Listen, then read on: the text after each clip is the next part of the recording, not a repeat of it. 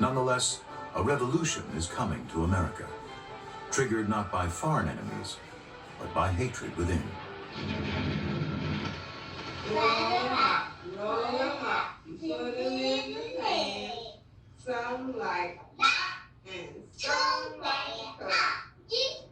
African Americans, since the end of slavery, have been treated in much of the country as a despised minority.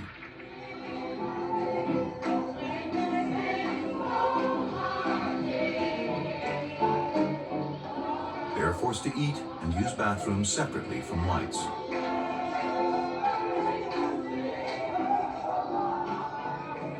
James Farmer is the founder of the Congress of Racial Equality, known as CORE. In order to understand how any Negro feels under segregation, you have to realize that from the time of infancy, he has it pounded into him that he's not as good as other people.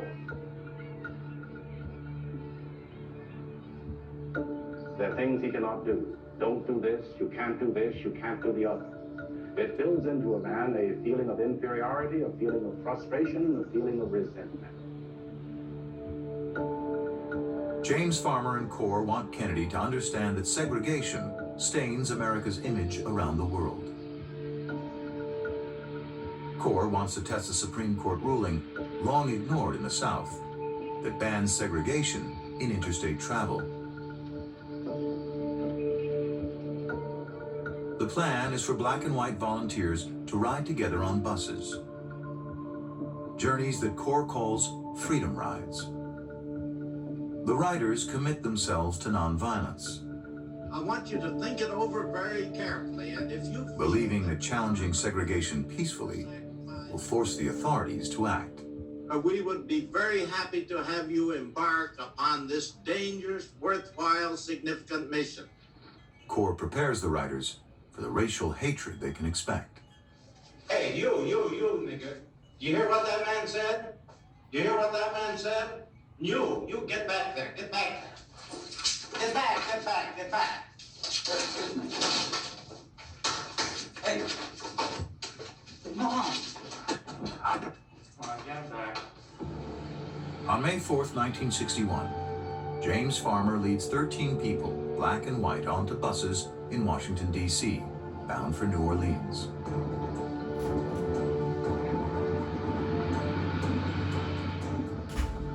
Ten days later, the bus enters Alabama, home to the largest KKK organization in America.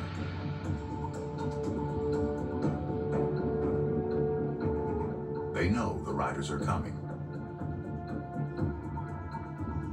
In Anniston, the Klan surrounds the bus, slashing its tires.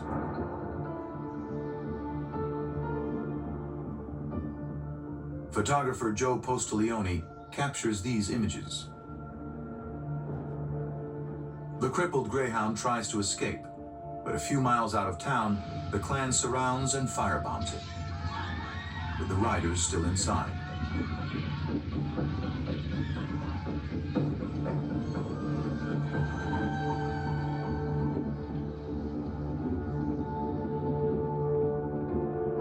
The Freedom Riders do escape the bus, only to be beaten by the Klan. Joe's photos bring the Freedom Rides to international attention.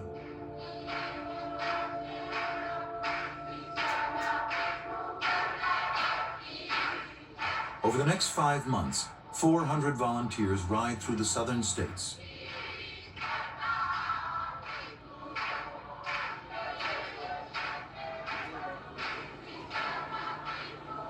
The attacks continue.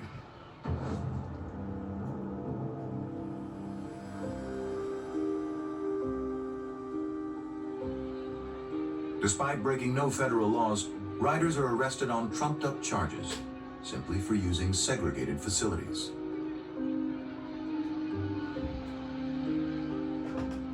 With the nation and the world watching the Freedom Rides, JFK's brother, Attorney General Robert Kennedy, steps in. He orders the Supreme Court decision on integration to be enforced everywhere. I think the Attorney General has made it clear that we believe that everyone who travels, for whatever reason they travel, should enjoy the full constitutional protections given to them by the law. After nearly a century, the signs in the South start coming down. Whites-only toilets, drinking fountains, waiting rooms all start to be integrated. It's a major victory for the civil rights movement, but it is only the beginning.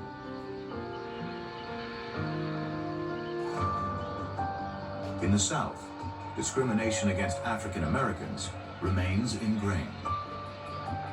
Our amendment does not allow us to serve niggers in here. A year later, segregation is still firmly in place in Alabama. The new Democratic governor, George Wallace, resolutely resists racial change. He makes a defiant pledge in his inaugural address in January 1963. Segregation now, segregation tomorrow, and segregation forever.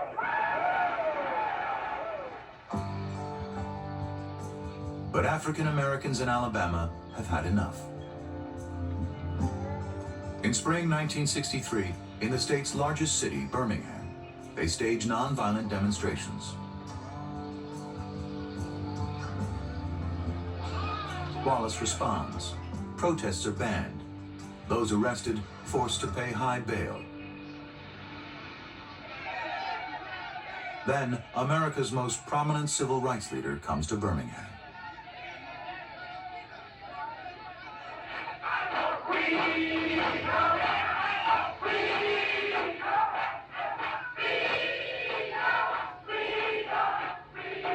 April 12th, Good Friday. Martin Luther King Jr. and Ralph Abernathy lead a march from the 16th Street Baptist Church.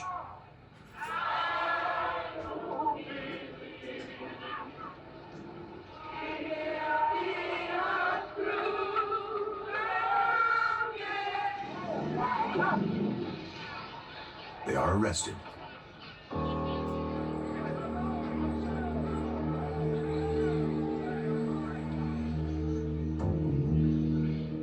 It is here that King pens his now celebrated letter from Birmingham jail, defending the resistance of African Americans. In solitary confinement, he writes, "Injustice anywhere is a threat to justice everywhere." The letter becomes a touchstone for the civil rights movement.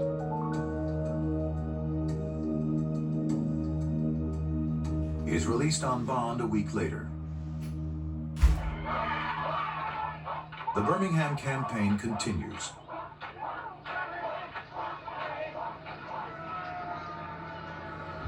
On May 3rd, local news anchor Harry Mabry uses his home movie camera to capture this never-before-seen footage.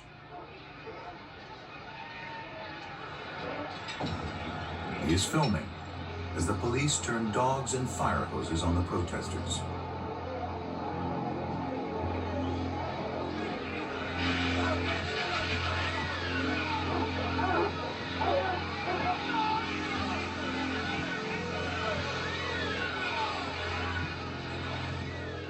Kennedy sends 3,000 federal troops to Birmingham to restore order. Governor Wallace bitterly resents federal intervention in his state. On June 11, 1963, he stands in the doorway of the University of Alabama to physically stop black students from entering. Wallace is challenging a Supreme Court ruling that struck down school segregation 9 years earlier. The powers of the state and federal governments collide on national television. Do hereby denounce and forbid this illegal and unwarranted action by the central government. Deputy Attorney General Nicholas Katzenbach, representing the Kennedy administration, attempts to enforce the law. They have a right to stay here, protected by that court order. I'll ask you once again, will you give me the assurance that you will step aside and peacefully do your duty? Very well.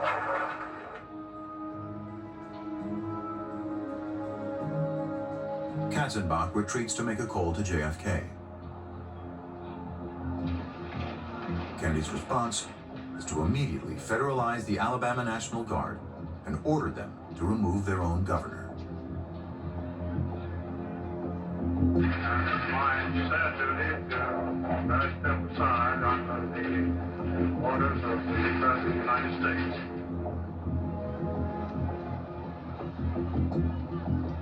The two black students, James Hood and Vivian Malone, enter and begin their education.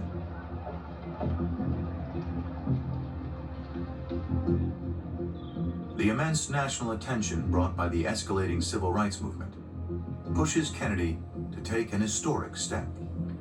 He delivers this speech the day the black students are admitted. I hope that every American, regardless of where he lives, will stop and examine his conscience about this and other related incidents. This nation was founded on the principle that all men are created equal.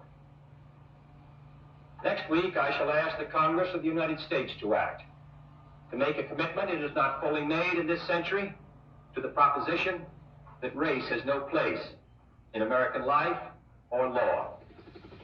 JFK wants to ban racial discrimination in schools, workplaces, and public facilities. The boldest civil rights law ever attempted.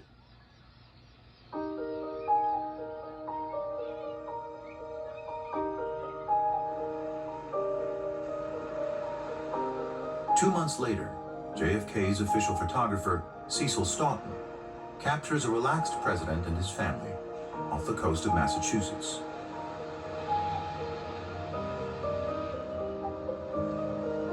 Jackie is nearly 8 months pregnant with their son, Patrick. Just days after this footage is taken, he is born prematurely and doesn't survive.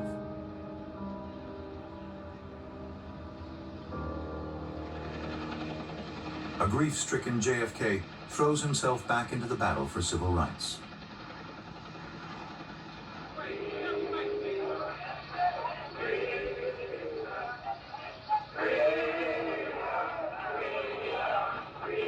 August 28, 1963, the March on Washington, the largest demonstration ever seen in the nation's capital. On the steps of the Lincoln Memorial, King tells 250,000 people that he has a dream and calls for the end of racial discrimination. Justice for all. Kennedy's civil rights bill is now before Congress. Historic change is within his reach. But to make it last, he'll need to win re-election.